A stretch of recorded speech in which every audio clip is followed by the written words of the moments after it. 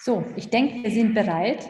Liebe Angelika, herzlich willkommen und das Wort gehört dir. Vielen lieben Dank, Eva.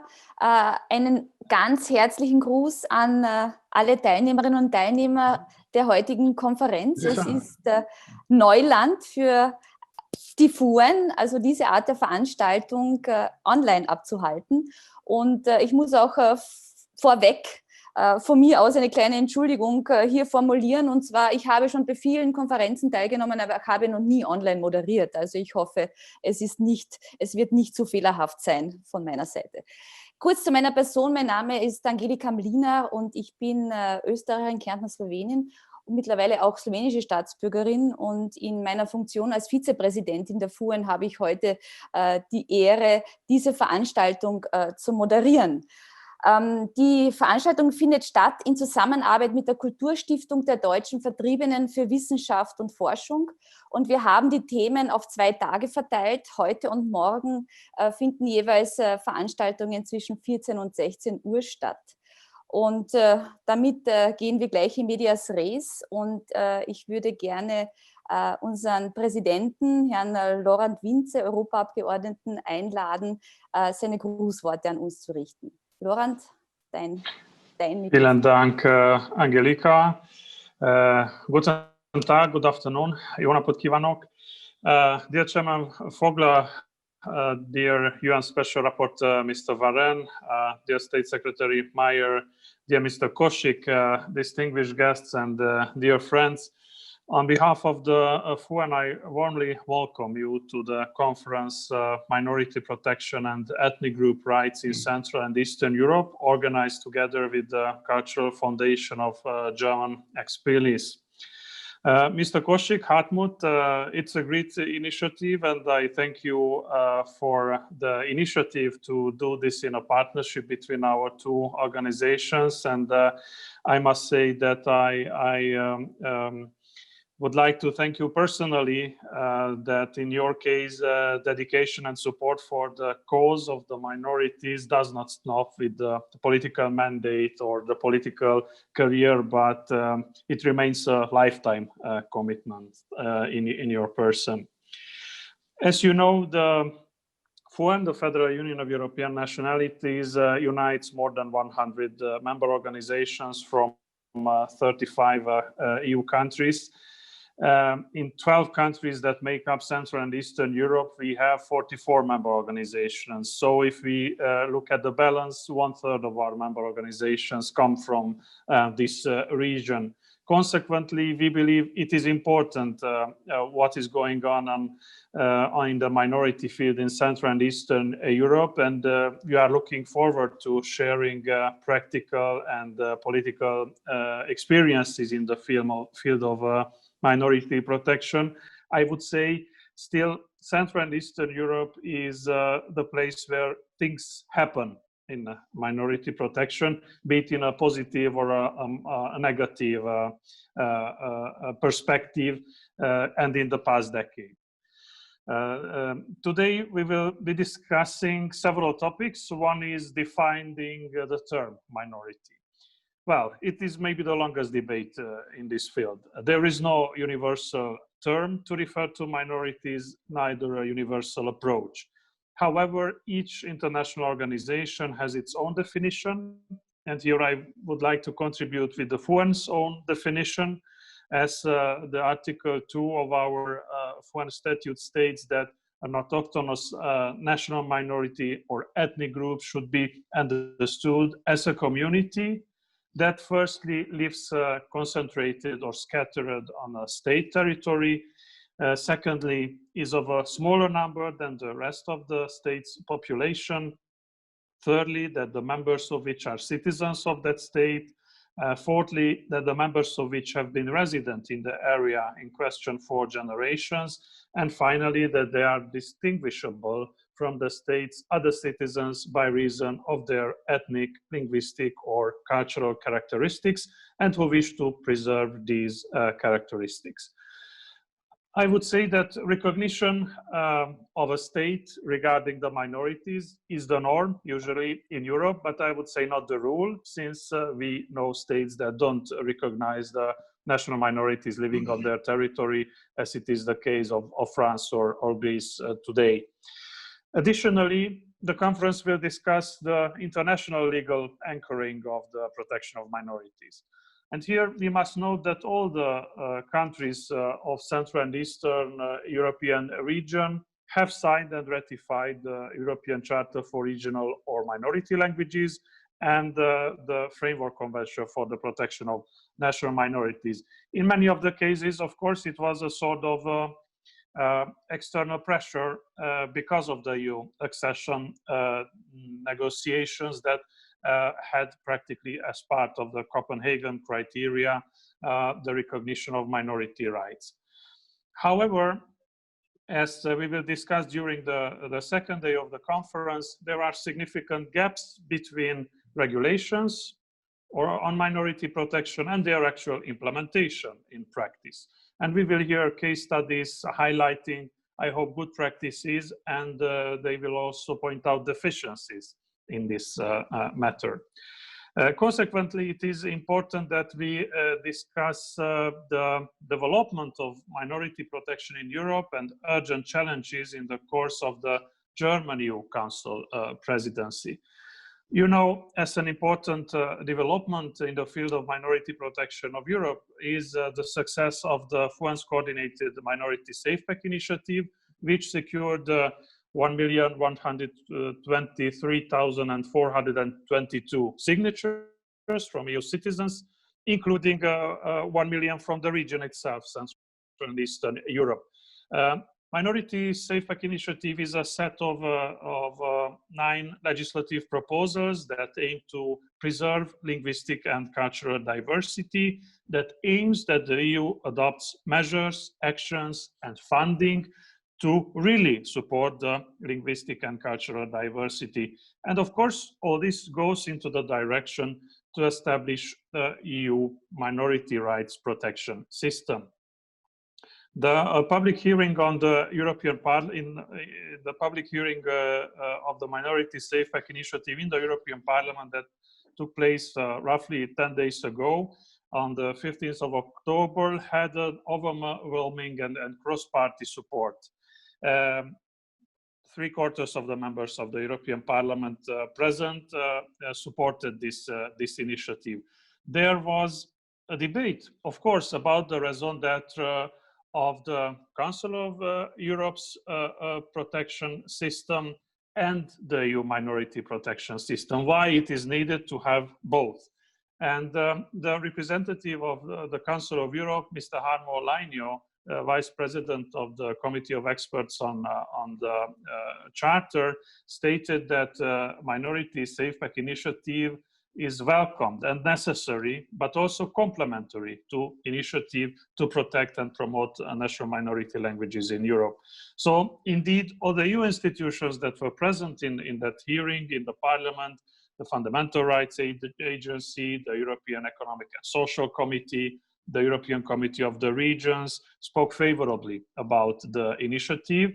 And it is a significant breakthrough, since the last days brought us also this new event that the European Parliament will have the debate and with a plenary debate with resolution in December.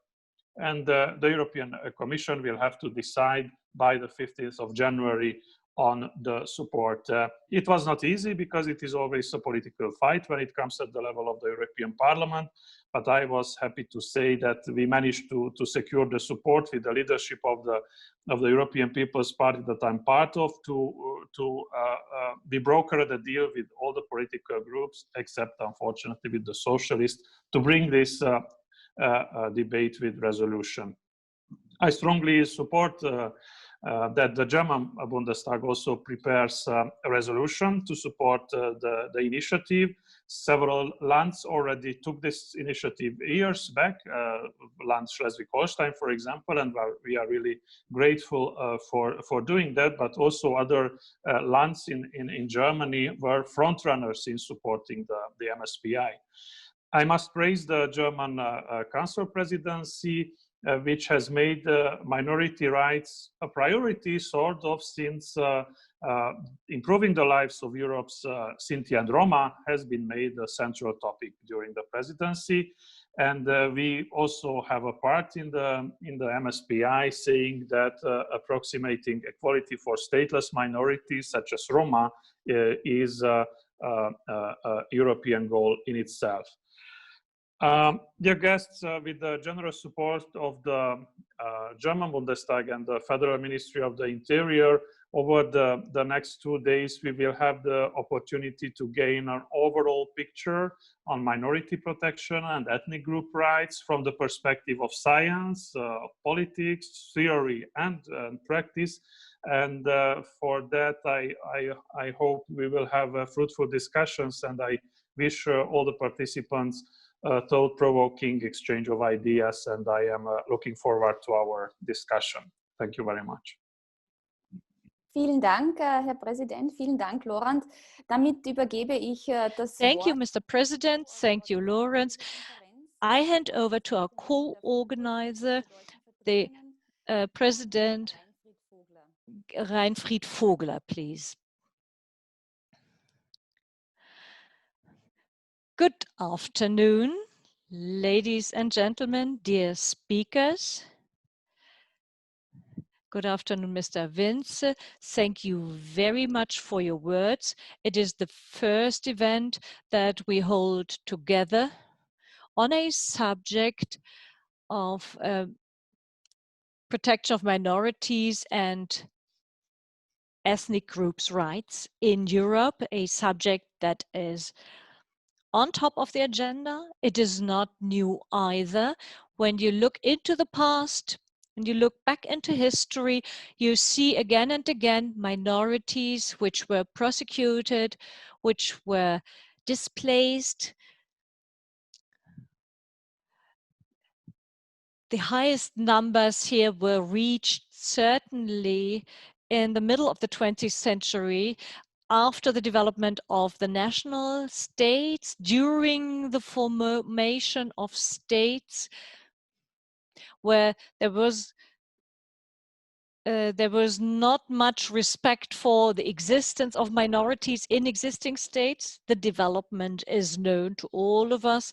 It led to a situation that turned the 20th century into a situation of expellation, because that was the preferred policy. Even Winston Churchill expressed such an idea in 1944, the expellation of minorities as the solution. For the cultural foundation of German expellees, this is not new. Since its foundation in 1974, we had been dealing with this subject, usually thanks to the support of the University of Marburg and Professor Gornig, who is part of the program here.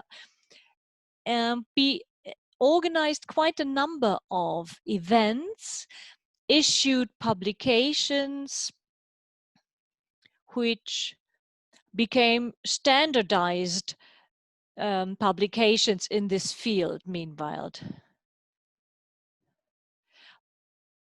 But the situation became, or there was more focus on the situation after the wall came down, after the Iron Curtain had come down, because the problem and the situation of minorities started to play a role again.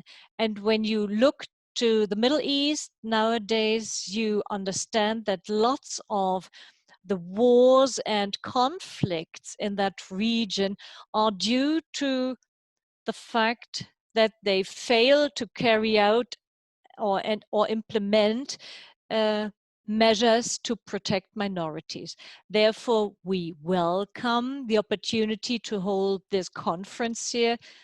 The target is, since we usually shed light on the problem from a scientific point of view, the target is to get deeper into practice now, to find solutions which can lead to a situation or can contribute to the solution to mitigate minority problems. And for us, this is one of the targets, that in an event like this, which is held for a part of the problems, and the plan is to hold a second event for another region in Europe, that we will gather facts thoroughly about the development, that we exchange opinions on which activities can be put in practice to come to solutions. I have the impression that in politics, people start thinking. The politicians are ready today to focus on problems like this, but the point will be for us to further structure the measures that are developing, that we try to come to results, that we try to develop concepts based on practical experience, which might be able to serve as a basis for real solutions.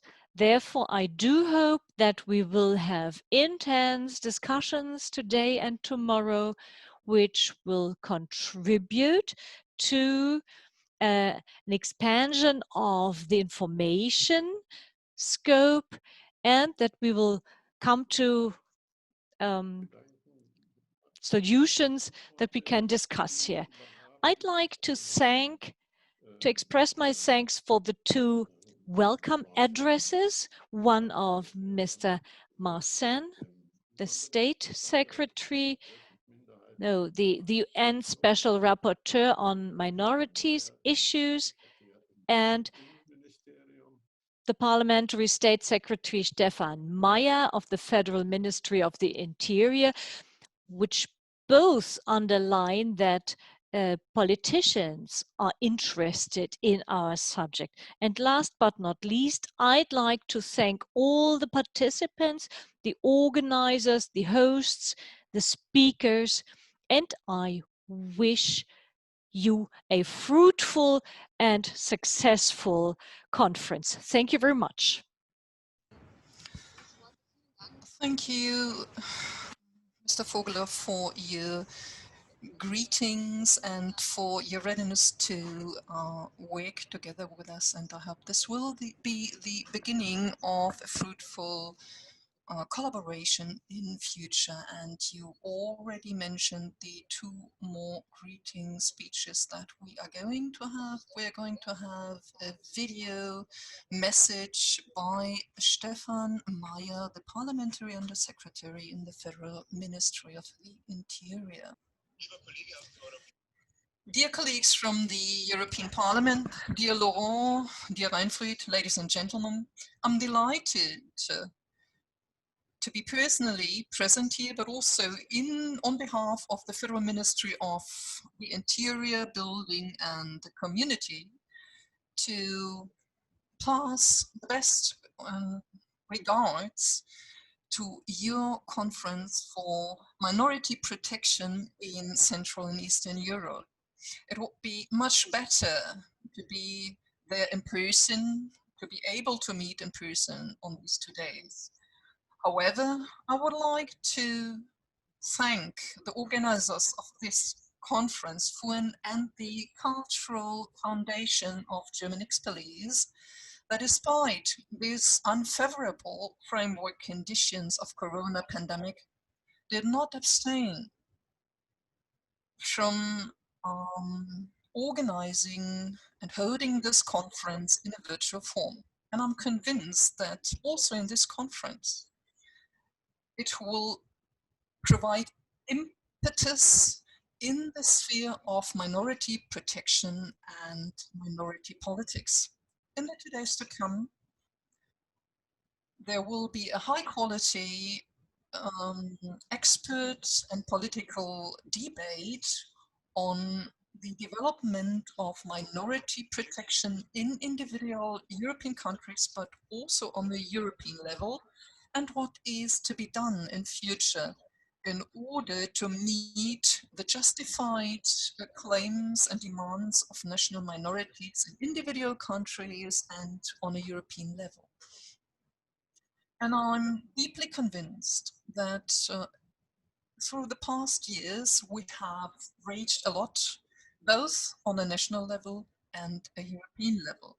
And it's the initiative Minority Safe Pack, which throughout Europe met with a really broad and positive reaction. And I personally am very glad that, for instance, in the European Council, there were positive reactions which will bring about the fact that German will be an acknowledged minority language in Slovenia. Ladies and gentlemen, we are probably currently in the deepest crisis in Europe and each individual countries, member countries, since World War II. In these challenging times, we have to make sure to stand together and work together. And this also holds true for our national societies, but also, or in particular, for Europe. We all know that there are sources outside Europe interested in splitting Europe and to push away individual national states, and it must be our common objective to refute this. In these times of crisis, the point must be to have a joint, unified Europe, and in this respect, national minorities play a major part. National minorities stand in particular for the fact and idea that we live in a manifold, pluralized society. National minorities with their own ideas, languages, values, and their own individual traditions and habits. They provide a binding link within Europe and the European Union. National minorities have an outstanding part to play in this crisis. They have a mediator function, a bridging function, at least between two countries. And I am convinced that in the 2 days to come, towards the background of this high-quality conference, important speeches and contributions are going to be made when it comes to the topic of how minority protection and rights can be strengthened and implemented and broadened. And I am quite grateful to everybody who organize in different fields for an effective and lively minority politics. Because one thing must be clear, ladies and gentlemen, minority protection and minority politics concerns all of us, independent of whether we personally are members of a national minority. I'm looking forward to the different impulses that will be given in this conference. I wish you all that on the one hand, you're going to debate legal conditions in individual countries of minorities, but that you're also going to focus on how minority rights are lived in practice and implemented in practice, because both is important in my view. On the one hand, it is the legal framework for national minorities in the respective countries, but also on a European level. And it's also about, on the other hand, in a decisive way, about how those minority rights on paper are lived in practice and implemented in practice. Ladies and gentlemen, in this time, it's more and more about solidarity and collaboration. And that's why in these times, national minorities are in a special way asked and needed. I wish you, ladies and gentlemen, a fruitful conference, an interesting and instructive exchange of ideas and opinions, and I'm sure that this conference will provide fruitful, beneficial results. Finally, I wish you personally all the best, well-being and health. Take care. Thank you very much to the Federal Ministry of the Interior, to Stefan Meyer, Parliamentary Undersecretary. And now the floor goes to the international level, and I am glad to welcome you, Fernand de Varenne, as the Special Rapporteur of the United Nations for Minorities. Over to you. Vielen Dank, Madam Vice President. Dear Laurent, distinguished speakers and guests, ladies and gentlemen, good morning and good afternoon, everyone. I'd like first to express my appreciation of the honor to being invited by FWEN to participate in your meeting, even though we have to do it online, obviously, this year. But I'm sure next year it will be possible to meet and engage in discussions and exchanges in person when we start the long recovery process from the effects of the pandemic. Let's continue on the topic that I was suggested to address today. And as some of you know, conflict prevention and the protection of the human rights of minorities is a thematic priority of my mandate. And it is going to be, in fact, next year, the focus of a number of regional forums we hopefully will be having in 4 different regions of the world: Europe, Asia Pacific, Africa, and the Americas, pandemic permitting, obviously. In addition, next year's 14th Forum on Minority Issues at the United Nations in November in Geneva will also be on this extremely topical theme. And in 2021, hopefully, I'll be presenting a report on conflict prevention, inclusion of minorities, and the protection of their human rights. And the main observation I have is on the drift towards conflicts in different countries that is linked quite often to the marginalization, the extent of disproportionate exclusion of minorities, which when unaddressed for a long time, for long-standing grievances, and where you disregard the identities of minorities, these are the conditions, usually, in the majority of cases even, that you may go down the path of eventual conflict. Now, violence around the world that drifts into a conflict usually coalesces around grievances. People don't hate their neighbors automatically or instinctively, though hate and intolerance do exist, and these can also obviously create fertile grounds for tensions, which can lead to conflict or contribute to conflicts. But when you look at most of the world's conflicts today, and there is a great deal of research which would suggest that around 3/4 of violent conflicts today are intrastate, inside the borders of a country. And most of these, not all of them, but most of these actually involve minorities.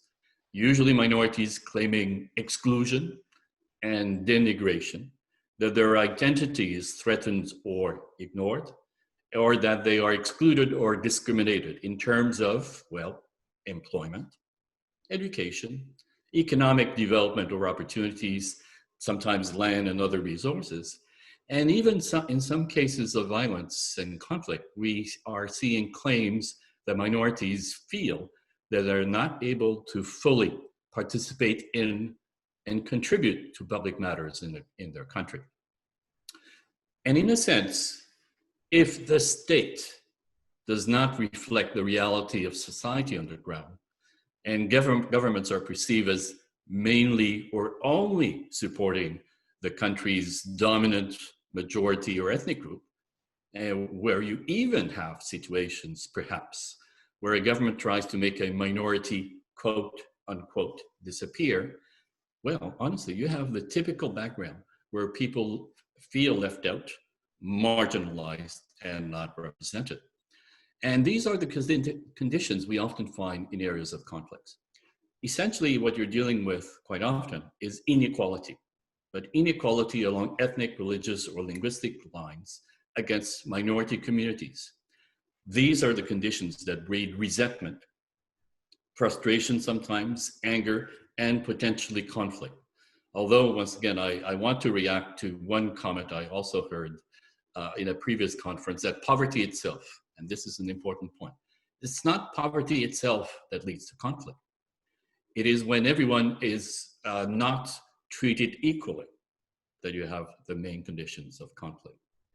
In other words, if inequality is perpetuated or exacerbated along ethnic or linguistic lines, for example, then if you have longstanding unaddressed grievances, those are the conditions, the fertile grounds for the use of violent means, where there is no legitimate or effective means to address these grievances. This is what we find in most cases of conflict around the world. And I wanted to emphasize how much this is consistent with the main conclusions of the first ever joint report in 2007, so only a few years ago, 2017, only a few years ago, by the United Nations and the World Bank. It was the first ever collaborative research report study by the UN and the World Bank. And it came to the view that many, if not most of today's conflicts relate to grievances by minorities and other groups arising from economic, political, or social inequality, exclusion, and feelings of injustice. And when these remain unaddressed over time and these grievances become politicized, that's where you have the risk of tipping into violence. This was the main conclusion of this first joint report with the UN and the World Bank. Unfortunately, also what we're seeing, and many of us have observed during this pandemic also, is another phenomenon which I think is quite dangerous. Hate speech, intolerance, and racism is almost becoming normalized in social media currently. And this can create the preconditions of stigmatizing minorities. And we're seeing an increase there also, that minorities are portrayed as somehow alien, other, or dangerous, or a threat to the majority population, so that violence against them becomes almost and I say almost, a normal result to whatever longstanding grievances may exist. In other words, we are seeing a phenomenon where unfortunately tensions are increasing. Hate speech and scapegoating minorities is increasing. And as a consequence, and we could summarize in this way, we have ignorance or hate being spread in social media that are creating conditions of hate and violence against certain minorities. And we are seeing this in many parts of the world right now. Now, to go back to the issue of conflict prevention, it's clear when you look at the very nature, for example, of the OSCE High Commissioner on National Minorities, that this is well understood, that the mandate, the very nature of the mandate, is a first and foremost a conflict prevention mechanism for the OSCE. And this, in my view, illustrates very well the interrelationship between conflict, but also the protection of minorities. And I would emphasize the protection of minorities through human rights also, and the promotion of inclusiveness. That it is by protecting, directly addressing minority issues, including their rights and protection in the series of recommendations such as the Oslo recommendations on the linguistic rights of national minorities, or the Hague recommendations on the educational rights of national minorities. What we have with those recommendations are in fact indications on how to prevent conflict by addressing, if you will, what I would consider to be inequality and discrimination against minorities. So here, and I want to emphasize this point, protecting minorities, protecting the human rights of minorities should be a privileged approach, a privileged tool to avoiding the conditions which may lead to tensions and exclusion and prejudice that in the end are the main causes or the root causes of violent conflicts today. Put differently, I would suggest that it's by addressing the socioeconomic and political grievances of minorities connected to breaches of their human rights, including the prohibition of discrimination in areas such as education, language use, but also participation rights, and even in some cases addressing autonomy or group guarantees. That's one of the main drivers or tools to prevent conflicts. By looking at these approaches, one can weaken the conditions, the grievances that quite often lead to conflict. And by addressing these human rights and other measures for the protection of minorities, you can address the need to ensure that minorities participate fully in society, that you have an inclusive society, and that you have in place through political measures and other guarantees, a more balanced and inclusive society against otherwise dangerous forms of inequality and exclusion. So to simplify, but to leave also rather unambiguous, if you want peace, you must have justice. And it is in the injustice of marginalizing, discriminating against minorities, and denying other basic rights linked to accepting and embracing our human differences in our identities, languages, religions, and cultures that you sow the seeds of tension that usually leads to conflict. So at the risk of repeating myself, most of the world's conflicts, violent conflicts, involve minorities, or what are described quite often as ethnic conflicts, but they just don't appear out of thin air. Almost all of them emerge because of a long period of unaddressed grievances of exclusion and discrimination. And these may be exploited by internal and sometimes, as we know, external actors. But fundamentally, they all go back to one key point. Minorities are excluded. And when you say excluded, this would normally mean their human rights, such as the prohibition of discrimination, the issue of language, religion, or ethnicity, amongst others, have not been respected over a long period of grievance. And this was particularly obvious, I think, with examples such as Myanmar, Cameroon, more recently, some of you may be aware, but there are other examples in Europe, and we don't have to go that far. North Macedonia, in Asia, there's Sri Lanka, where you had issues involving the language of Albanian and Tamil minorities, for example, education and other areas, including the civil service employment positions. All of these existed in different parts of the world, but also Western Europe. Those who may think that Western Europe has never had ethnic conflict issues, obviously this is incorrect. I could refer to Northern Ireland, Basque Country, Corsica, and all of these, I would suggest to you, can be linked in large part to the denial of some of the human rights of the minorities involved in relation to their identities, but also their exclusion or denial of other rights in relation to language, voting, employment, education, etc. Now, that's the link which is sometimes missed in some of the analysis on the interrelationship between conflicts, the human rights of minorities, and the promotion of inclusiveness and stability. So there are a number of things that can be done better, especially in identifying the nature of the stresses that can lead to conflict, the breaches of the human rights of minorities also, in order to address the root causes of the conflict, which is often misunderstood or misdiagnosed. That's also the challenge of international organizations such as the United Nations. We don't always appreciate from the minority perspective what occurs in a number of situations, or perhaps we do not put enough emphasis on this.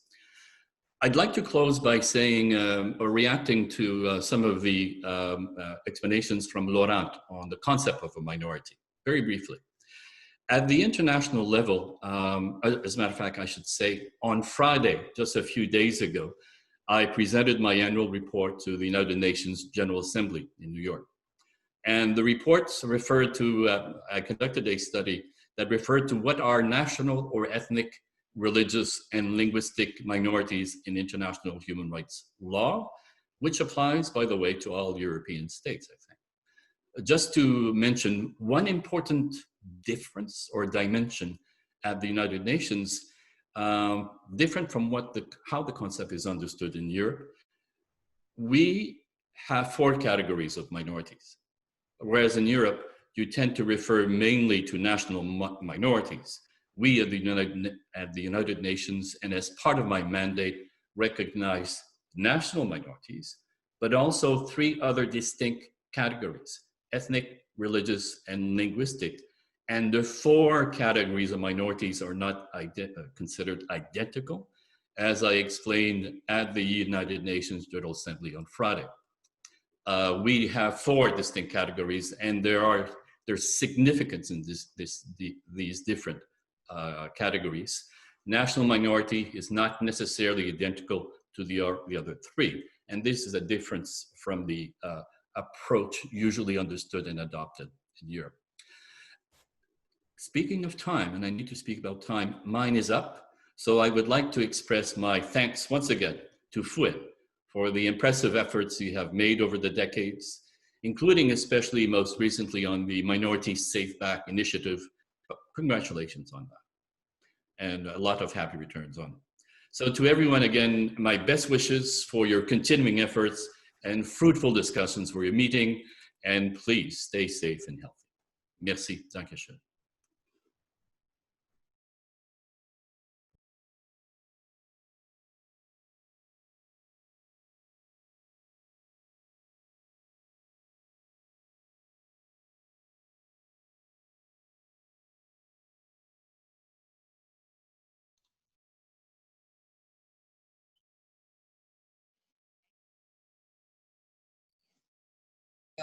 Technical comments too. The first comment is we decided to answer questions only at the end of this meeting, and we would request everyone who would like to ask questions chat function, and we're going to answer. And the second commentary is inevitable in this situation. I would like all of you to stick to your time frame and window. We are a bit behind, and we need to cut off this meeting at 4 o'clock. And that's why I would like you to keep the time that you have got. And thus I'm handing over to Professor Dr. Gilbert Gornick from the Philipps University in Marburg on the topic explanation of the definition of minority. Ist ja schon gesagt worden. Dear Mr. Ich Vogler, würde hier im Moment schon mal some things were said before. I have to change the language, or I will hear my own voice. So the problem of the definition of minorities has always been a difficult one. It was easier to describe the rights of minorities. politicians, social researchers, ethnologists have been dealing with this process for a long time, but also the legal experts. And while the politicians and the sociologists think more of political and social minorities, but do not define them because their science does not require this, the legal people are different here. They need exact facts and definitions in order to sum up contents here. And so far, the international law has not yet managed to agree on one definition or one concept of minorities.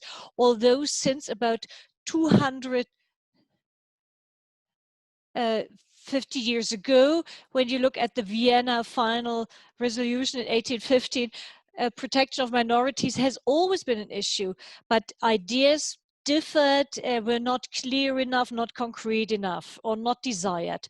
Let me be brief because some of the facts were mentioned already. In the concept of a minority, I differentiate between two components, the objective and the subjective one. And I agree with the Special Rapporteur Capotorpi here. Dear speakers, predecessors of you who dealt with this term in 1977 already. When we look at the objective distinguishing characteristics, one feature is the individual objective distinguishing features. So the minority can be differentiated from the rest of the population, but not in all streets or endeavors of life. Even one difference is enough. Which aspects are relevant between states? Not necessarily homelessness or homosexuality or abuse of liquor or handicapped people. Men and women can be minorities. No, we differentiate first of all, and this was the case in the past, between religious, linguistic, and ethnic minorities. Now, let's start with the religious feature, because in the last centuries, that has been the most important aspect of minority protection. There is no difference between theistic, atheistic, or other convictions. All this is of no importance, but religious minorities had always been in danger. I do not just have to refer to history. This holds true till to date. Especially minorities who live in a state with a state religion have problems, especially if intolerance is preached. The linguistic distinction is another important feature. So the right to speak your own language in public and in private, and even that had not always been allowed, whereby a problem here is to make a difference between language and dialect. And we have the ethnic feature to differentiate. This is a question of origin, culture, race, castes, belonging to a tribe, and so on. And ethnic, when you translate it, means a feature of a people. So what belongs to a people, or what makes a difference between this people and the majority population. So racist minority is a sub-factor of ethnic minority, and the Special Rapporteur spoke about national minorities. We see it more as a synonym for ethnic minorities. This means the difference is not so big, but I'd like to underline that in literature, the national minority found its special definition. A national minority is a minority which presents the national population in another state. For instance, the Danes in Schleswig-Holstein are a national minority since there is Denmark as the Danish state. The Sorbs, for instance, have no state of their own.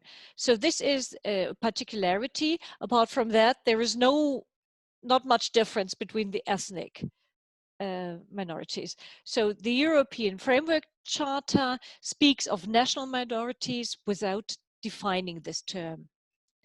The second objective criterion is the numerical inferiority. That means the minority must be smaller in figures than the rest of the total population, not smaller than any other group within that population. So I don't want to speak about this here because this results from the term of minority. The third feature is the inferiority of the minority in regard of power. So the minority must not be in a dominant role, otherwise it would not be entitled to protection. And imagine, just an example, the white population in South Africa, they were a minority, but they did not require protection because they were in power. Whereas the majority population could not rely on minority protection, but of course,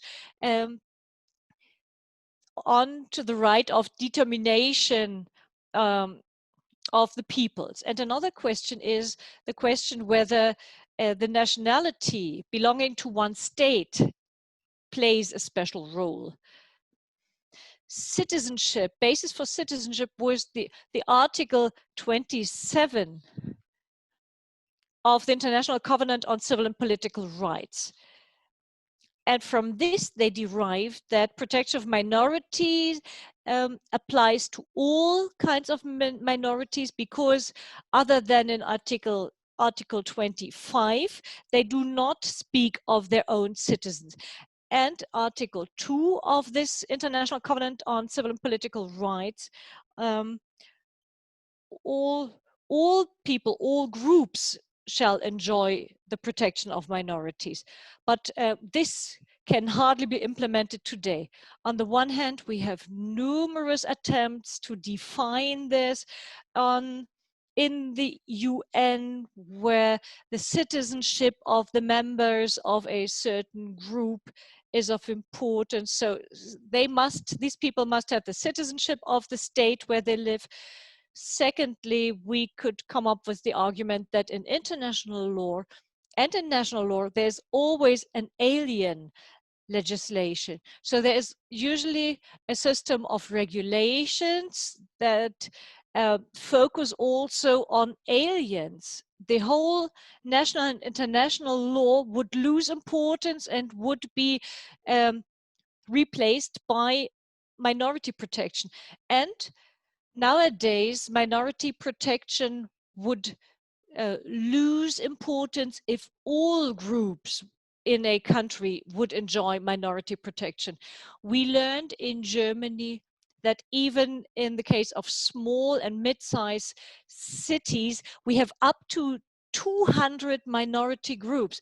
If we would have to grant protection to all these minority groups, this would be the end of minority protection. It could no longer be implemented. So that, in a nutshell, we could say citizenship is the precondition to be granted minority protection. Another feature is the characteristic of stability. So minority protection refers to groups which had been living on a certain territory of a state for centuries. So this refers to a certain stability. This is not the case for migrant workers, for instance, for refugees and migrants. Today, this would be a problem because of the lack of the will to integrate certain groups, which is also expressed by the fact that these groups keep their own citizenship. They do not want to, or there's no integration to be observed. They try to keep up their group character. The International Covenant on Civil and Political Rights has, but this is just a problem in the German translation, has some statement on minorities of as a group which exists already. This had been expressed in the CSCE and in various documents of the European Council. Since stability is a problem, let me add another fact. The territorial relation. There must be a fact based on international law. It is not that a group comes into a country and becomes a minority this way. No, a group is squatting in their territory, and because of the shifting of state frontiers, they become a minority. For instance, the Serbs became a minority because the eastern German border was changed.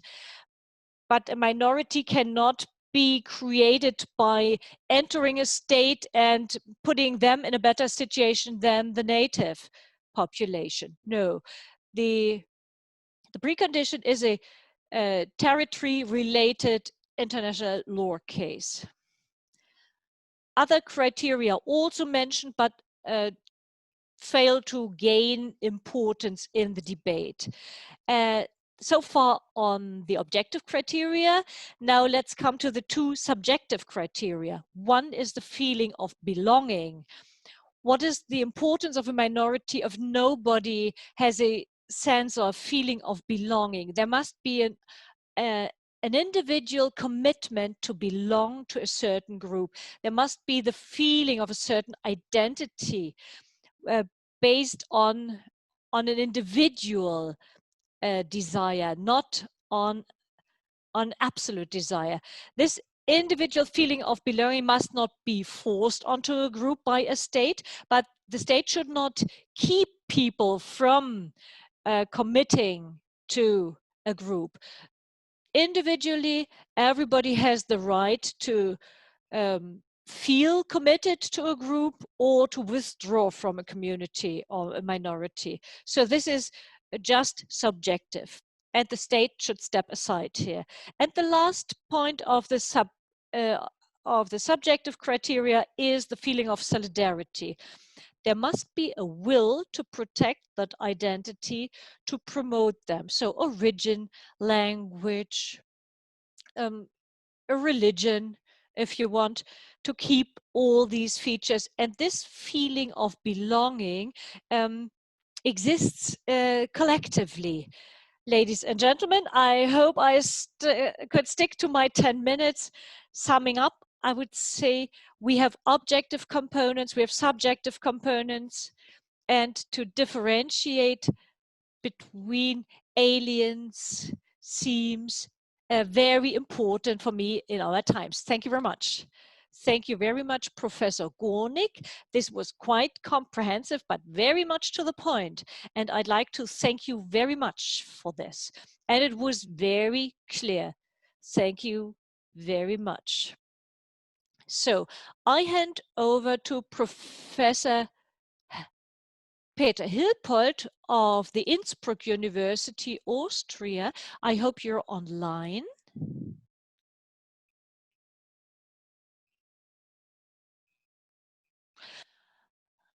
Thank you very much. Thank you for the introduction to this event. And let me continue. Starting from what we heard so far, I think the previous statements made very clear how multifaceted the subject of minority protection is, and how loaded with conflict this area is. I really tried to find a solution of how I should present international minority law within 10 minutes. I think this is impossible. I can just present a general structure here. Therefore,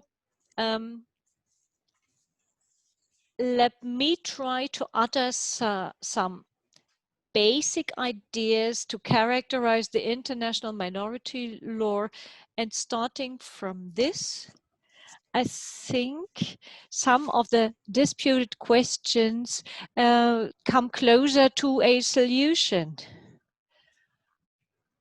So I'd like to speak about the international legal framework of minority protection. The question is, why do we need international regulations here? Wouldn't it be enough to have constitutional or national regulations?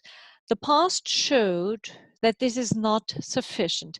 National rules are not stable enough. And even in democracies, minorities are very often not protected sufficiently.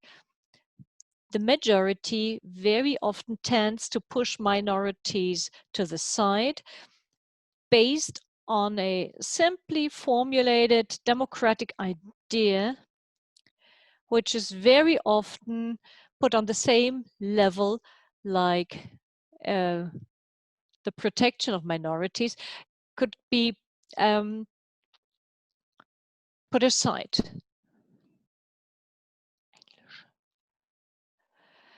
In addition to this, it is important to allow complaints. National courts have usually not enough understanding for these problems, especially for tricky questions, political questions, which includes protection of minorities. And they provide a forum where international experts are free from national force and can find solutions here. When we provide international features of protection, we must ensure that this is really implemented on international level and that they are firmly, stably standing on the international rights of the people.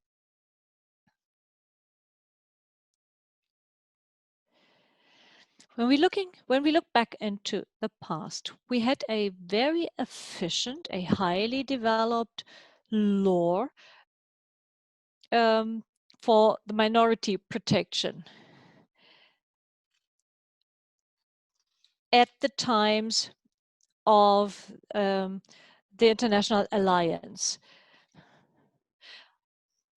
But as soon as there was an opportunity, these regulations were done away with.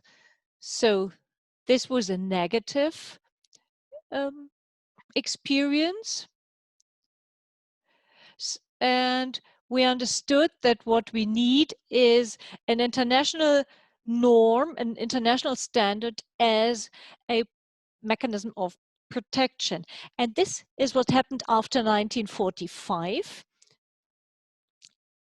In 1945 and in the years afterwards, people were not interested in the protection of minorities.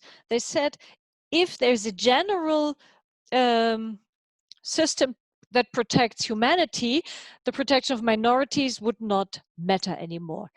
And therefore, it was not mentioned anymore. But soon it showed that this was erroneous and that there's a need to work on the minority protection.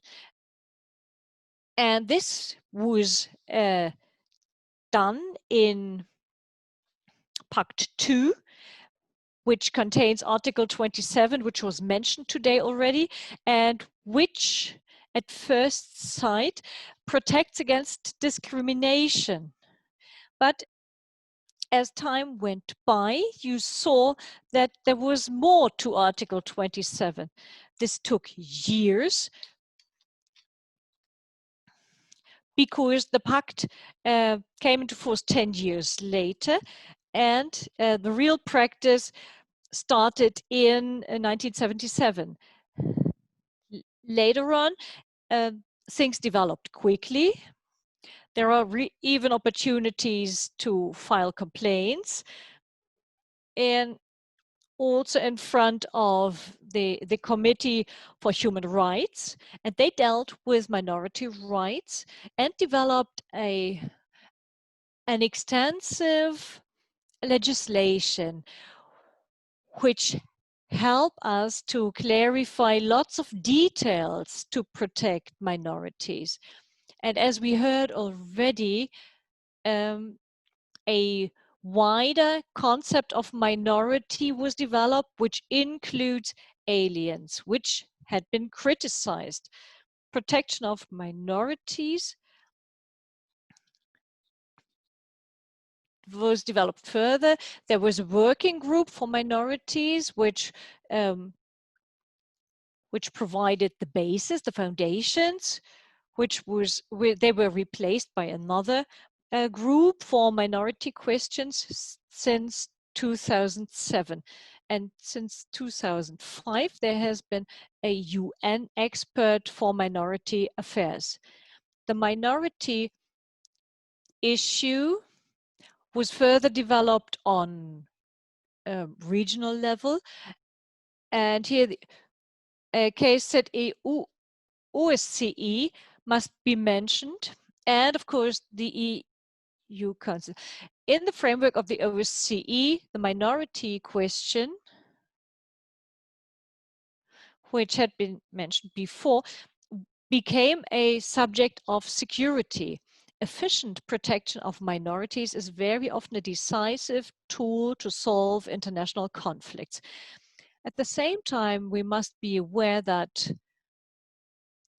the priority of minorities should be the first and foremost question. And this is the question of the Framework Convention for the Protection of National Minorities in the EU Council from 1995, where you cannot file complaints but report about problems, which is highly efficient. The participating countries have to account at regular intervals. There's an expert committee. They investigate the reports, and based on this, a fruitful dialogue resulted from this. When you look at Austria, for instance, the European Council had a very detailed debate on this, and decisive impetus was given for important steps to solve problems in Austria, which resulted from this framework commission. Another level is the EU approach,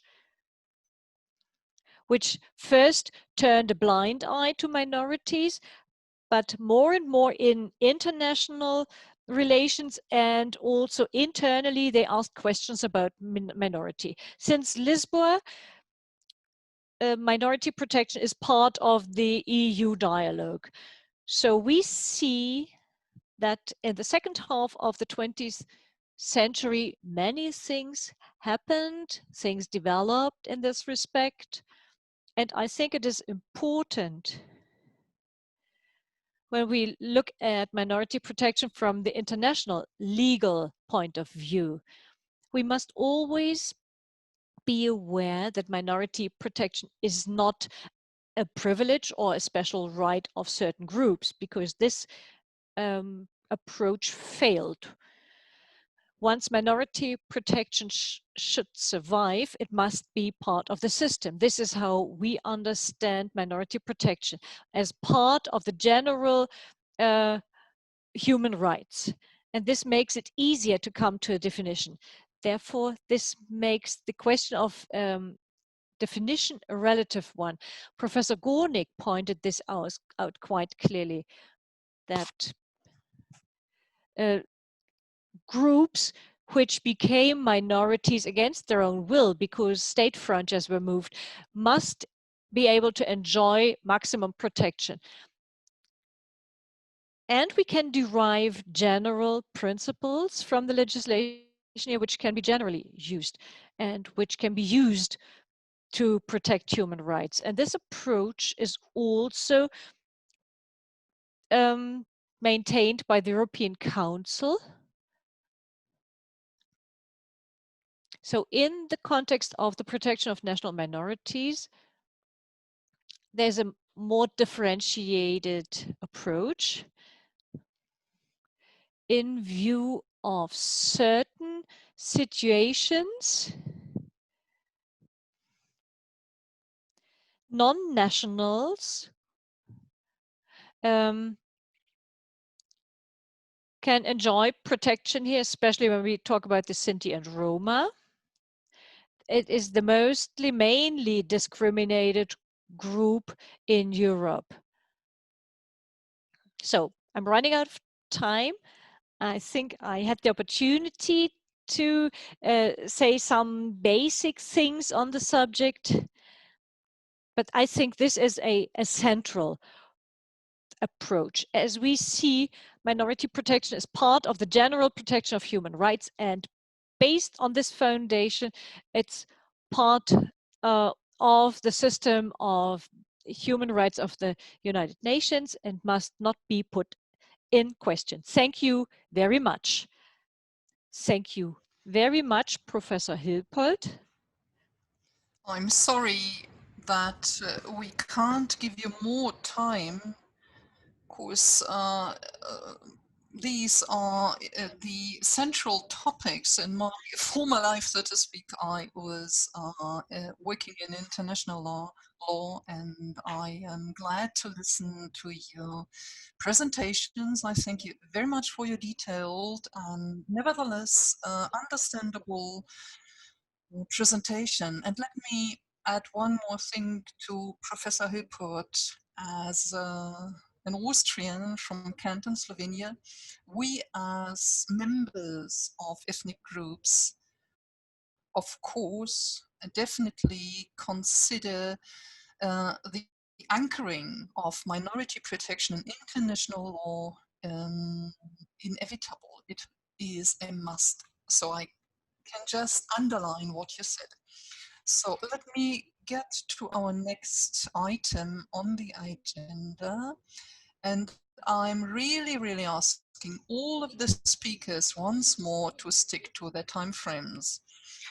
Now we're going to have a panel discussion online. Unfortunately, we cannot see one another in person. Nevertheless, we stick to our topic, that is minority protection, development of minority protection in Europe, urgent challenges during the German EU Council presidency. We do have 5 speakers envisaged, and all of you, I ask all of you for your statements. I hope we are going to have some form of discussion. If not, I'm nevertheless thrilled and looking forward to what you're going to tell us. First, Dr. Beate Söbil-Pfeil, I'm asking you, as the representative in the Expert Commission in the European Charter of Regional and Minority Languages at the European Council, and board member in the European Center for Minority Issues, to take the floor. Thank you, Ms. Mina. I hope all of you can hear me well. Let me continue where my previous speaker went off. Minority protection is part of the general human rights, but in particular, within the framework of the European Council, it developed further. There is a principle which isn't officially called that, but it is named positive discrimination. That means with these national minorities who are addressed through linguistic identities, it is about individual human rights protection, but also the governmental promotion and support and institutional support, which have to balance an imbalance in structure. And here we are at a level where it's more understandable that we have to limit the term minority in the way that Professor Gornik did. So it depends on what do we want to reach. urgent challenge from my point of view, and I'm primarily speaking as a representative from the European Council, a further intensifying of collaboration between European Council and European Union. This is necessary to mention here. At the European Council, we do have a relatively comprehensive protection, at least on paper, in both human rights conventions in international law, which comprise a lot of areas exceeding the pure individual protection, and that is language use in at authorities, promotion in media, it's culture, it's about economic and social aspects of life. Simultaneously, we do still have deficits in implementation. That means both conventions, on the one hand, pushed forward minority protection, but there are also levels or areas where there is some kind of stagnation. And with both conventions, we do have 25 states ratifying them. There are 12 EU states still missing that have not yet ratified the language charter. With the other one, it's 4 missing for the framework on convention. And here I may admit, as Professor Hilbert said, indeed, in this framework convention, we differentiate whether we apply to a broader or more narrow minority term. So there are old or autonomous minorities, and new ones are combined when it comes to protection, which in practice brought about the fact that states are less willing and ready to implement. So this is exactly the problem that Professor Gornick mentions. On the other hand, there is an improvement in minority protection in the EU since Lisbon. We mentioned the rights of people belonging to minorities. We have the Basic Rights Charter, Fundamental Rights Charter, and there is a prohibition of discrimination, and there is the necessity that the EU needs to join the convention. On the other hand, of course, the EU, due to subsidiary principles, is restricted to certain areas which are regulated. That is the supranational area, which means with the EU, we cannot include the cultural topic, the cultural linguistic topic. It can only be regulated to an extent. And I conclude from this that the main organization where the minority protection rests is still the European Council, which does not mean, on the other hand, that the EU would not play a very important role here. And in coming back to my starting point, better collaboration and the generation of synergies, very important. We had or have made progress. That is the EU joining of the convention in the legal sphere, and which will bring about legal protection. And secondly, it would be fantastic if the minority safe pack of WIN would be implemented. This means an improved minority protection, even in those countries that have not yet ratified the linguistic charter, which means clearly a betterment of minority protection in, for instance, countries like France. On the other hand, through this safe pack, we would improve the minority protection in those countries that have already ratified this pact. Beyond that, I learned that there's still space to the top.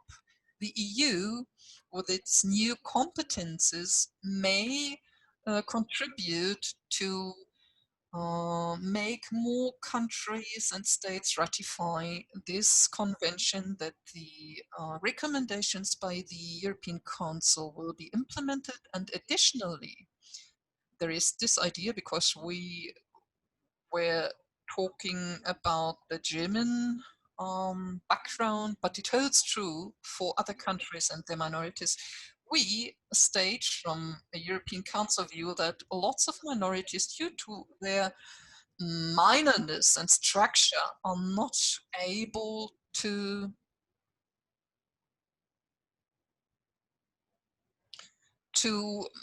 claim their position in practice when it comes to languages. Means, or we would need, in between would be a mediator, an intermediate body. If it comes to Germany, we would need to have some strategic counseling. How could minorities or very small groups make sure that their position could be improved through conventions, frameworks, etc., or that these two conventions could be ratified? When it comes to Germany, the language charter has much more comprehensive rights than some bilateral contracts or agreements between two countries. Analogously, this would also hold true to other states with other very small minorities. However, then you should also include the ethnic minorities without the protection status, and to include them. Another point in general on urgent questions: minority questions are not only a human rights topic, but it also concerns the organizational structure of states. This does not have to be implemented everywhere, but we do see lots of conflicts in Europe and globally for more autonomy, more federalism. And this is not exactly the human rights level, but it's basic level. And it's always a point: how can we avoid secession conflicts like in Ukraine, Spain, Romania, and Slovakia? How can we solve those? And here we need a lot of understanding, dialogue from all sides, or both sides. And we saw lots of these conflicts in former Yugoslavia, EU countries where we do see those conflicts. And this is a very urgent need for action. This is my contribution. Thank you, Dr. Pfeil. And of course, you mentioned a very important topic. As a minority, you need more than a state not interfering. So this is a central aspect that I come across time and again, and a very central statement that we cannot emphasize enough. And this is a central point of the MSBI. So thus I'm handing over the mic to Laurent, please. Thank you, Angelika. Dear participants, I will be brief because I already spoke in the beginning, and I would like only to translate some elements of what we heard from the experts. I'm really grateful for their input, important statements and remarks regarding our topic. I would like to introduce in the discussion the concept of identity. It is obviously a cultural and a political term, but it represents the DNA of the minorities, their struggle to safeguard their identity as a group, as a language, as culture, as traditions, and so on. That is the group level. That if we look from the common good perspective of Europe, of European Union, and so on, we speak about the conservation of our common heritage, of Europe's DNA of languages and cultures. So there has to be a balance between the perspective of these two dimensions. We have the question in the title of this panel, Quo Vadis minority protection? Well, there are two concepts, basically. One is that say, is it good as it is now? I would say those are the conservatives in this field, and the others that say, let's develop it because it's underdeveloped. And that comes to a dispute, and that could emerge to a conflict, as Fernand described it, how ethnic conflicts can build up when there is an unsatisfaction of the minority, usually towards how the majority treats them. Dialogue is essential, and we heard that before, that there has to be a constant dialogue between the minorities and the majorities in trying to identify the common elements and how structurally in the legal framework and implementation the situation can improve. So instead of putting the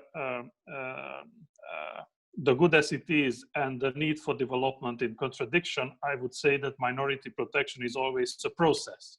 It is never finished, it's never perfect, it is always placed to be improved. For example, the Romani people, they were mentioned. If we are looking only to the housing, social, economic dimension of the Romani problem, we will not solve the problems they face, because they have also their cultural problems. They want to use also their language, and their language is many times threatened, the different Romani dialects. I spoke with my colleague member from the European Parliament, Raymond France, who explained to me now the most striking problem is the social, economic one, but then it comes their cultural and identity related problematic, as it is with now with the anti-discrimination and anti-Tsiganismus in our societies.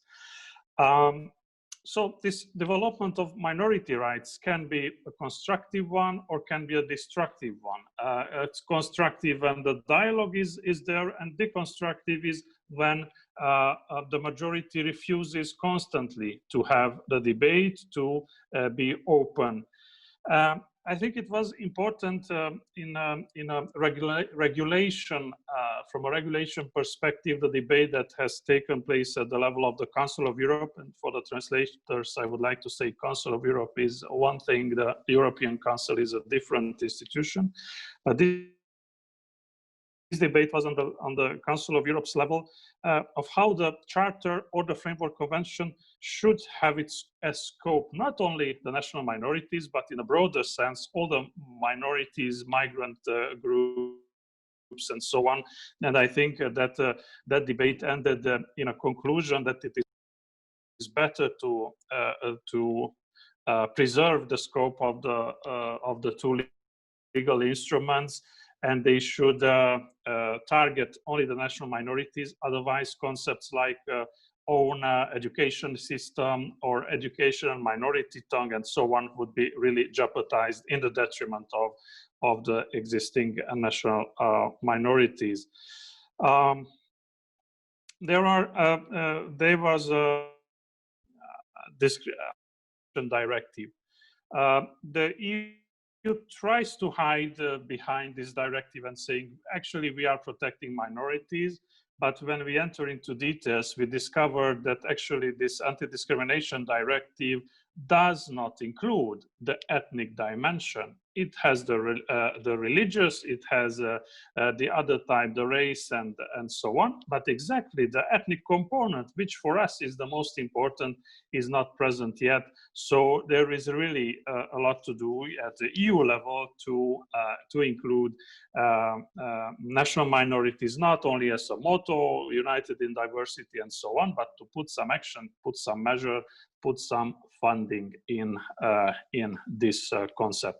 Thank you very much.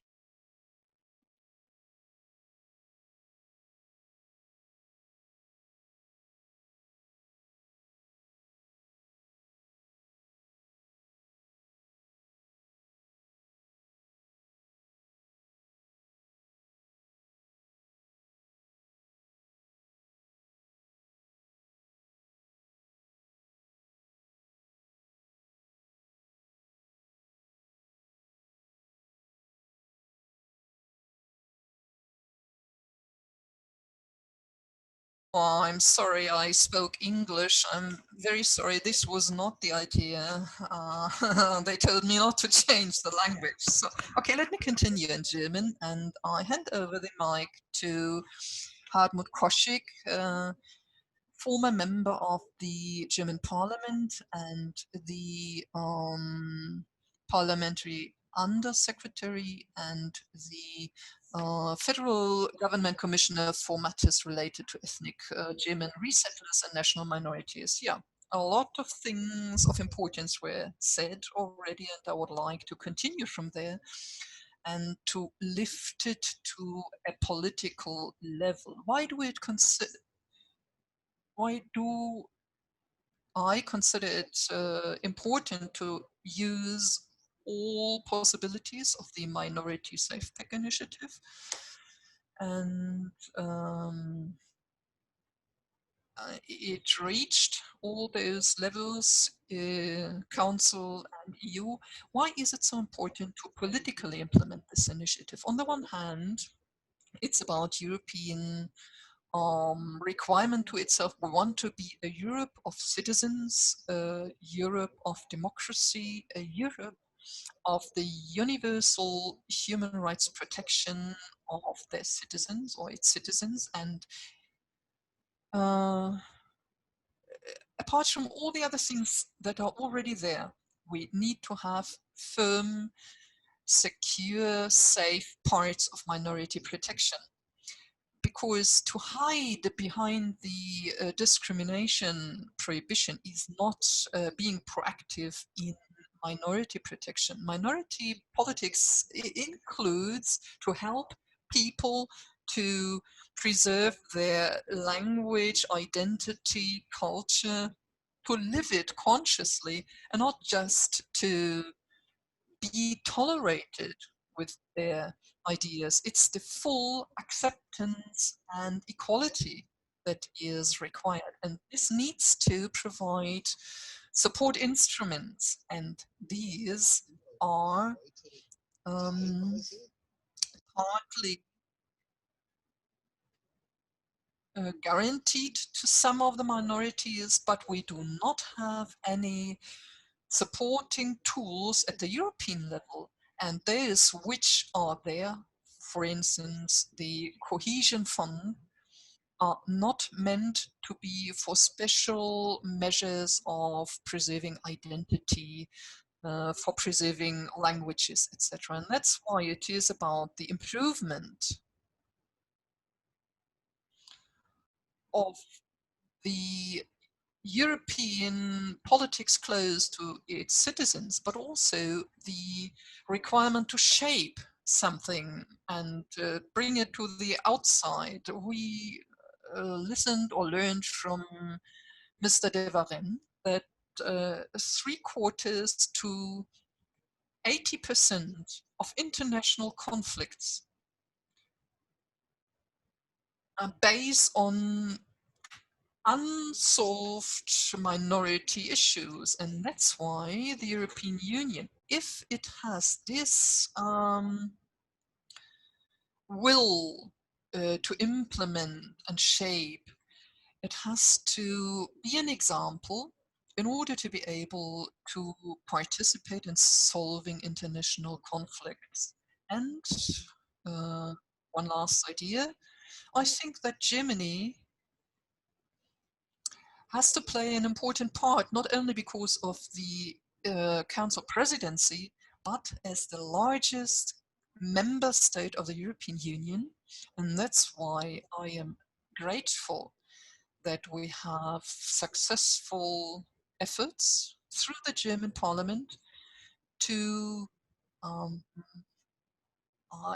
declare and explain in a debate about the Minority Safe Pack initiative, and I expect conclusions and decisions made by the German parliament, and I want the government to say not to be neutral only, but to actively promote, to implement the Safe Pack into European norm standards. Thank you very much, Mr. Koschek. It was very short and to the point when you say that a Europe of democracy and citizens cannot hide behind a prohibition of discrimination. I think this is a very useful quotation, and I thank you very much. And therefore, I hand over to Mr. David Stadnik, the chairman of the Minority Council of the 4 autochthonous national minorities and ethnic groups in Germany. Welcome, everybody. I hope you understand me. Great. Thank you for your reactions. I was waiting for this. I welcome everybody who is present here, especially the president, Mr. Winzer. I congratulate everybody, especially the FUEN administration, for that we can hold this this conference here today. Although other organizations have a problem and think about how they can continue to exist. So one thing unites us in Europe. This is the love to our identity, love to our traditions, love to our languages. I welcome you on behalf of the 4 autochthonous minorities in Germany. I myself are part of the Sorbian minority, the Sorbian people. I have the honor to represent the Minority Council here. This entitles me to speak also on behalf of the Sinti and Roma, the Frisians and the Danes. I thank you for the statements which we had in the last 60 minutes. We heard good and useful definitions which we should have in mind, especially in the respect of what is minority regulation, what are minority politics and initiatives, and we must clearly challenge this concept and support what we are entitled to. Looking to Germany, we must admit we are in a good situation compared to other European countries. If you think of a scale of minority rights, we are not talking about enabling or securing minority rights in Germany. We talk about the shaping of minority rights. And the shaping can be very diverse and ends up in nitty-gritty discussions. Let me give you an example. I'm also the district council in Bautzen, Budische, and since the last 4 or 5 years, I always raise the Sorbian question mark when it comes to public plates. Bautzen is located in Saxony, and there is a regulation that public plates must be in 2 languages. When you look at the European standard, it means 2 languages in a sense of majority question, language and minority question. Recently, public buildings had been erected, police station, for instance, or sanitary medical centers financed by the land. A building that cost about 600,000 euros. The labeling, the plates cost 500 euros. The additional Sorbian plate would cost 460 euros. And after a lengthy discussion, the administration agreed to ensure that 2 languages are printed on all the labeling, all the plates. This is a good example of what it means to ensure minority rights every day. It means to stand strong, to speak out for your interests, but in the public debate, we must be aware that we are not just cooperating or speaking to people who say, yes, we will do both. Others say, do we really need to? There are such a lot of expenses, and you realize that this is a discussion on values which doesn't do us good.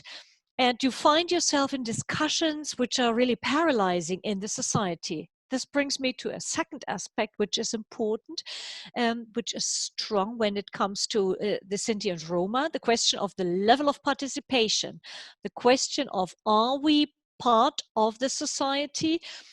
Are we part of a society like a normal citizen of that state with all the rights and no particularities?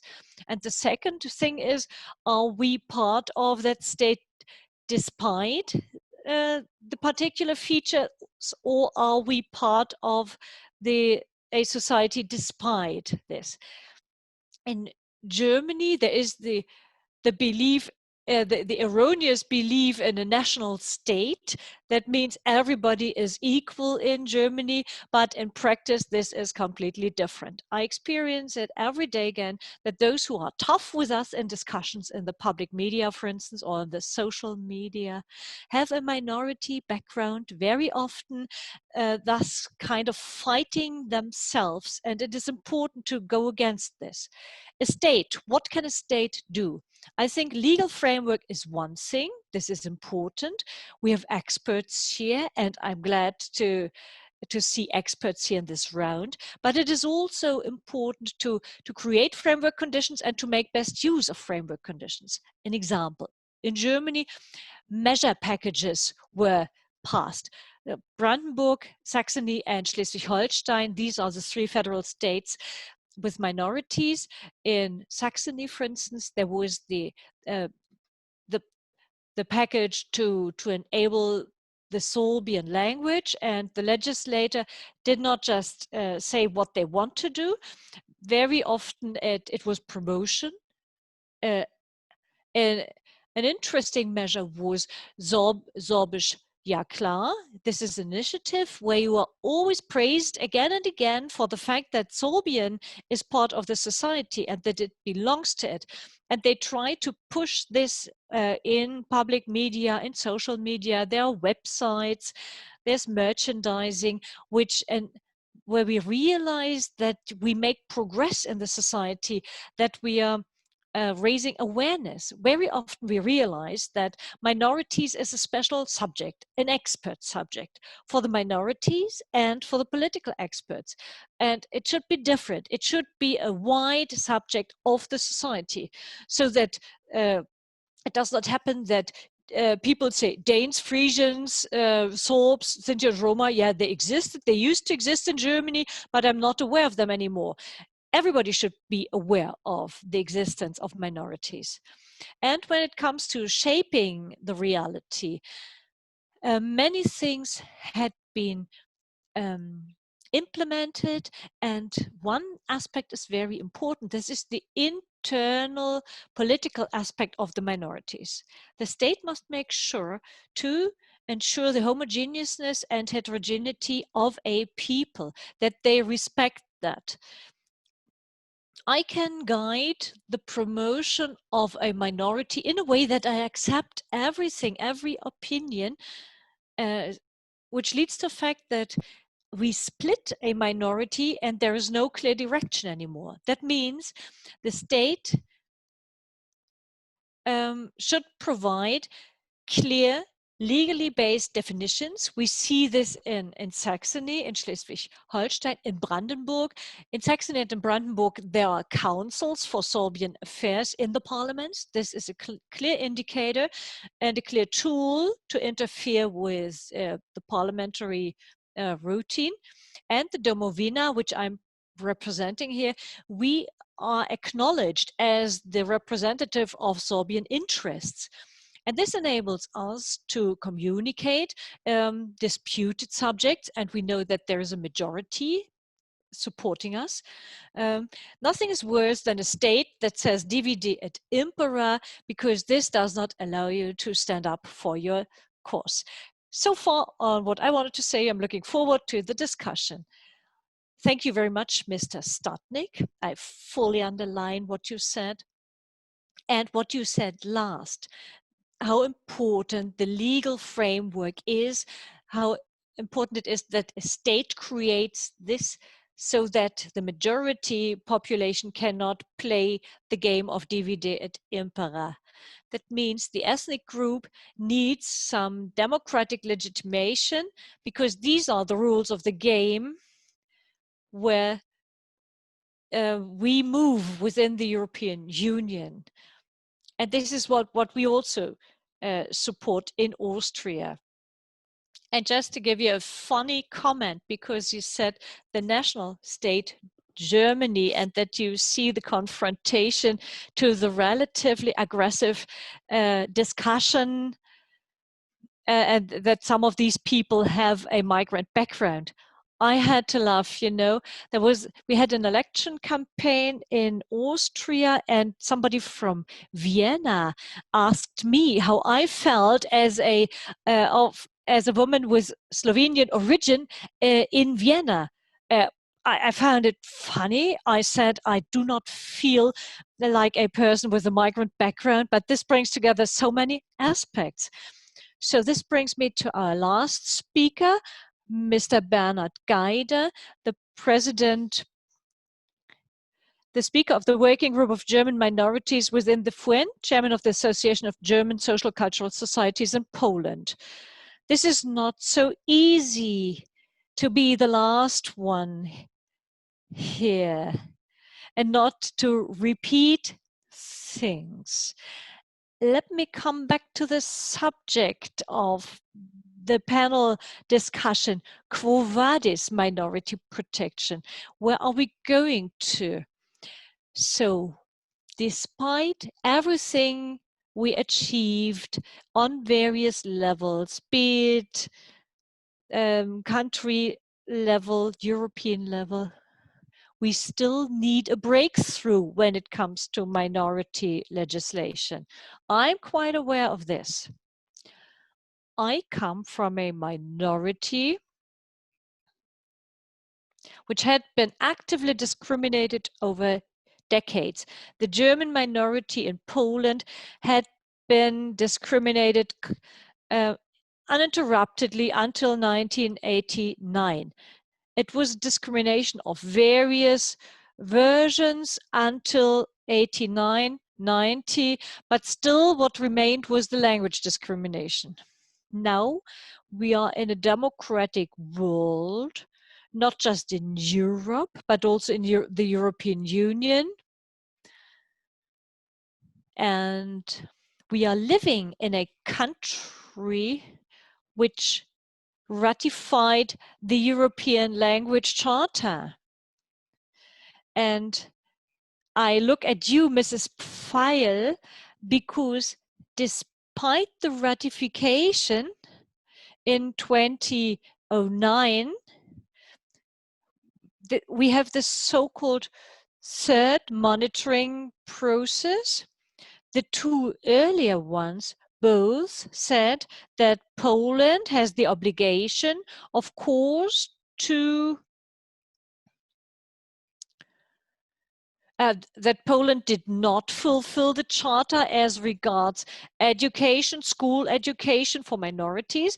Now we have the third monitoring, and we see that the recommendation of the Committee of Ministers will be similar. Nothing changed. We even have a regress. So the other way around. A backdrop. In the last classes, Form 7 and Form 8 of primary schools, we have a smaller number of German lessons than in the past. There are a couple of schools and classes which are educated bilingually, but this is not the initiative of the state in most of the cases. But this is on the initiative of the minority. So in this sense, I must say, honestly, we are satisfied with the documents, but not with the implementation. And I know the European Council does not dominate the executive here. This is the problem. But I plead that the European Council should organize much more actively these things as before. Conferences, for instance, in the various countries where there are still problems in regard of the implementation. And therefore, I would recommend that the European Council is more active and shows, for instance, when you look to Romania, they manage to offer school education in German and in Hungarian language, and other countries don't do this. And let me mention one sad thing. Maybe it sounds a bit controversial, but I will say where in Middle and Eastern Europe you find the best educational system for minorities. It works where it used to exist in communist times. There is a education system of Polish language in Lithuania, which existed during Soviet times. There are minority schools in the Ukraine, which existed in the Soviet Union. We have it in Hungary, but this is a heritage of the former undemocratic system. And how many countries, which are democratic countries now, do not ensure this and education for minorities? It sounds sad, it is controversial, but I think this is the best example for what we expect as a minimum from the European Union. And being a member of FUEN, I will speak out clearly for this and will say this is why we stand strong for the People's Initiative, because as a minimum in the European Union, you can expect that the standards for the minorities are the same, more or less, in various countries. And one more fact, in all the documents, be it the Framework Covenant or the European Charter, they are principally speaking about maintaining language and culture. And I'd say this is not enough for us, the German minority and other minorities in other countries, because if in the decades of discrimination, the countries managed, for instance, to ensure the language identity or the knowledge of the minority languages, if they destroyed it, the international documents should take measures to revive, to compensate these languages which were destroyed in communist times. And now let me say this again. The recognition of language or of an ethnic group is not yet enough. Much more remains to be done.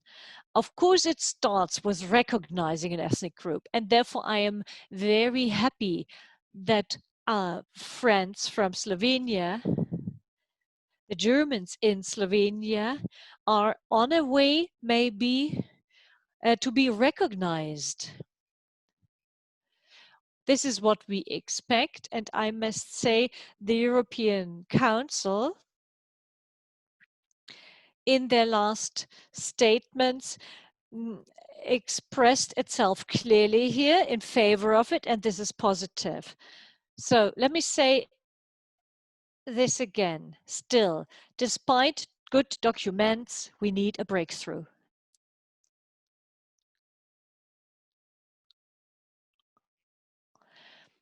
Okay, Mr. Geider, can you hear me? Yeah. Oh, did I interrupt you? Sorry. No? Okay. I thank you very much. I think I got you right. Dr. Pfeil, the question that was directed to you, can I pass it on to you? Over to you. Okay. Thank you very much. Mr. Gaide tells what my heart says, because this is really a fact that our possibilities are limited. Even in the expert committee, there are legal obligations by the states, but we do not have any power to implement or to enforce these things.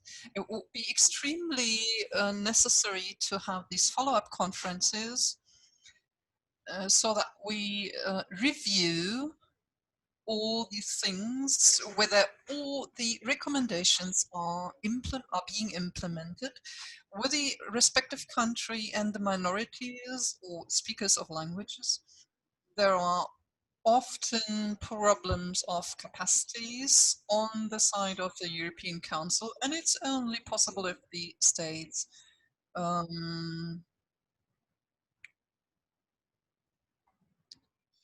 in Germany or in Austria, it's great and to go deeper into these issues. Here we reach certain limits, and the political level is required. For instance, protective states will be required, like, for instance, Germany, when it comes to German in Slovenia. The political power must be put in the fight, so to speak, but it would be much better if there would be legally enforceable positions. We do not have them yet through the report system. So we're just left with the political level. And there, this was my idea in the background, the EU could also play a part, so that it's not just bilateral. And as said before, I can really only emphasize what you said, as we try to implement these things in my position as expert. It's not only, and you're right, not only about maintaining, but also about reviving of language and culture. I think this is covered by the two conventions, but what I see in our committee, people say, well, this group is a bit small, just let's forget about it. So that's why I jump in and try to revise the direction. So this is the problem. Why is it too small? Because it was not protected enough in the past. And this is not the idea, the gist of conventions, that to define a group is too small and that it can be forgotten now. What I think is it's necessary to work together to generate synergies, and this will help us in moving forward. You're right, there is progress, but there is also stagnation on other levels, which is quite frustrating. Dr. Pfeil, you mentioned something very important. You mentioned your request that these decisions shouldn't be just bilateral when it comes to minority groups and languages, but that it could also be viewed on a higher level, on a more neutral level, so to speak. From a political point of view, it strongly depends on how strong the home country is that could support you. And if it's a German-speaking group, objectively speaking, it has a better position than, let's say, Rito-Romanic or other national group. Mr. Stadnik, you've got a question, please. The mic is yours.